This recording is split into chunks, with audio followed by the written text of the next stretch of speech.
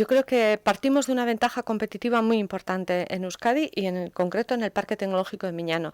Y es que tenemos un centro tecnológico como Astika Energigune que dispone de una tecnología de baterías, vamos a decir, de segunda generación, que van a ser las siguientes a las que vamos a tener que implementar. Por tanto, eso nos permite ser fabricantes de células, cosa que en este momento volvemos a depender o estamos dependiendo todavía de China y de países del sudeste asiático.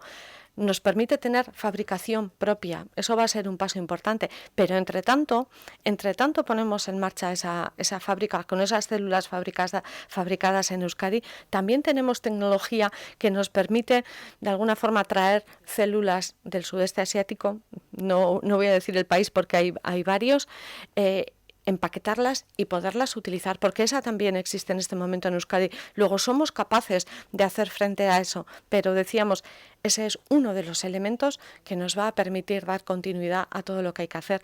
Y no nos olvidemos que estamos hablando solo de vehículos, vamos a decir, de uso individual e incluso colectivo, si es para, bueno, pues autobuses en una ciudad, por ejemplo. Pero no nos podemos olvidar que además necesitamos baterías para otro tipo de movilidad, digamos, quizá... Incluso bueno, por avión, ya se están viendo experiencias, ¿no? Efectivamente, estábamos hablando de material en carretera, ferroviario ya existe también, pero ¿qué vamos a hacer con nuestros aviones?